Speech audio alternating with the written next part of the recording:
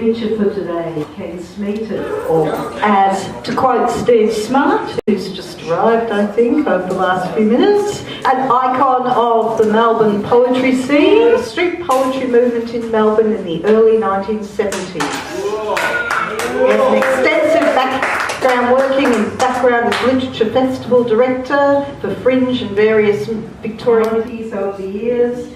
His interest is still in the democracy of the open mic poetry venues. And at present he's assembling films. You've seen Ken at various venues filming. Assembling the films he's made over 30 years. Please welcome big writers, Ken Smeaton.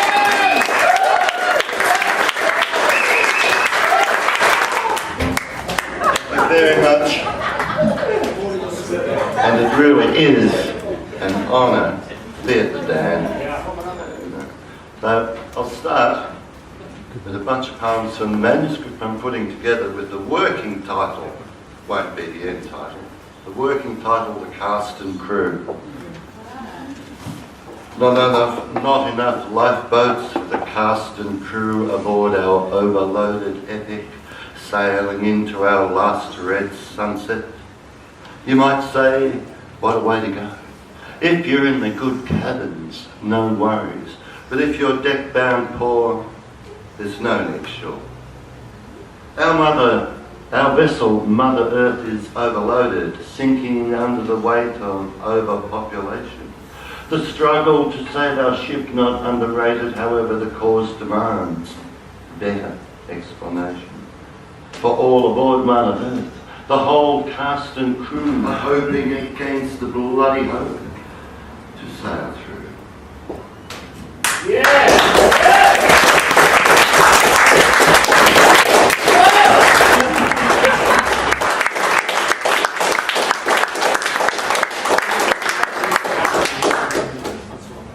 After I pose the manuscript I'm putting together, it's peopled by different characters. There's a whole bunch that I've written over the last 2.5 years that I don't want to do because I've read them to death here. But here's some that I haven't. And I'll wrap up this set with this 3. This character is called the Saint. And this one is First Sermon from the Upper Deck. Who among us, aboard our ailing vessel afloat on a toxic ocean, who among us can say, now, I had no notion. We moved on from the innocence that brought us to this. Should any of us survive, we shall write in stone. The time before will never happen again. New humanity will control its population, healing Mother Earth to nature's equilibrium. Reflect. Define a word we overuse. A word that implies my life will be worth it till the end. In any language, the word uttered warms the heart. We all know that word. It's in our blood, as is hope, that this word is true. This is beyond reproach, a handy word for anything the user pretends. The love that brought us to this. Love from parents ranges 0 to over the top. Puberty begins love's learning curve, what a ride it is on love's bucking horse. In the name of love, in the search for love, the other joy of being in love, parents want to go beyond best for love. Love is the wool knitting families. Love is a lottery win everyone shares.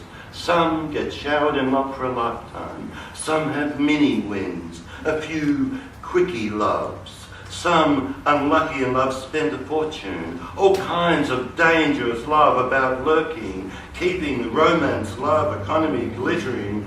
Love can be the vision to understanding. Love can be a fast road to empathy. Love can be the action we exhibit to make change, holding the hand of whom we love among us. Let us recall all our loves now deceased.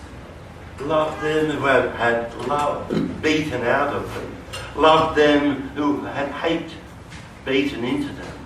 We must first learn to love our own self, beaten as love gets on the shelf. History's record scarred by human evil in the name of love. This powerful word in the mouths of religious zealots, empty as a chalice, convinces love is malice, and in the name of love, homicidal madness.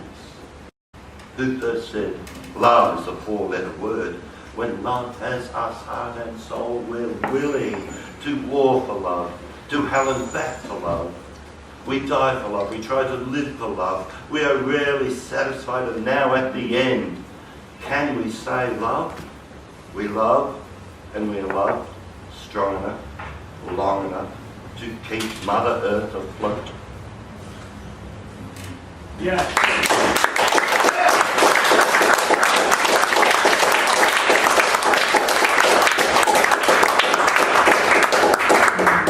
This character, the Saint, gets to reflect upon himself, what brought him here. The Saint reflects. From his position of certainty, he ponders questions of morality. He has conquered withdrawal. The fish on the end of his line is immortality. His return to himself at the end of each day, closer yet further from God, from paradise eternal, with each day's strenuous labour, tending the holy vine, sacred red wine, our Lord's blood. 20 naked monks tramp the path, arm to shoulder, to waist and chant, tramping the great underfoot, to bottle the blood of our Lord. Loading barrels onto mules, wide into the crowd of fraternity. The sinners parading at the market, cursed priests, curse the Lord's warning, harlots and transvestites calling. Isolation is God's consolation. Shut out the noise of temptation. Sin has infected his monastery. He locks his cell at night. Sleepwalkers will rattle his door, beg and cry to be let in. Though he doth clear his mind, the monk's horror is how keenly he desires the very sin. And one more. Our demons. In the main, we the people are good souls, but there are no pure saints among us. Even the slightest demon inhabits all. We aim to be a decent human, but it is not easy. All these other people's demons surround us, competing demon to demon, just under the skin of every human. We aim to live an honest life, but money is bread. Lucre, we people just cannot live without. Without bread, we are hungry. We become stunted and ignorant and angry. With bread, we move ahead on easy street. With no bread, we learn to beg. In the pan of endless sentient existence, our instance, for instance, of robust humanity, via ingenuity, to survive the seasons, conferred money, the key to the golden stair. Money puts you up or locks the door. There are few saints among the mega rich, punished saints among the desperate poor. There are no saints among the clergy. One can laugh at their male fantasy. There are no saints among the politic.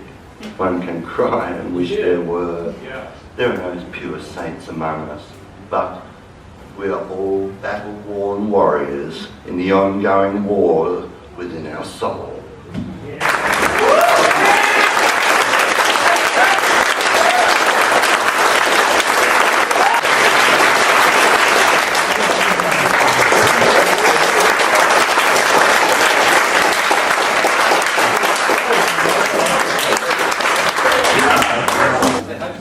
Oh wow, I've always liked Ken's poetry and I've liked his reading. Hear him in long play when he's firing, yay.